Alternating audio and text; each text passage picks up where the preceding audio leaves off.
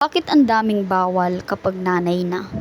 Bawal gumala, bawal magsuot ng sexy, bawal mag-ayos, bawal magpaganda, bawal magpahinga. Yung totoo, tumigil ba ang mundo kapag naging nanay ka? Hindi naman, 'di ba?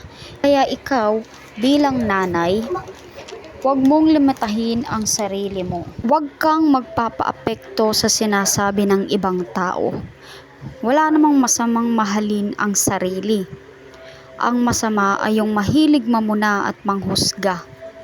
Basta naaalagaan mo ang mga anak mo, naaasikaso mo ang pamilya mo, mabuti kang ina. Gawin mo kung anong gusto mo. Gawin mo kung anong magpapasaya sa'yo.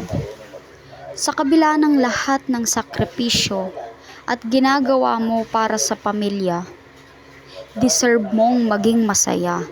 Tandaan mo yan.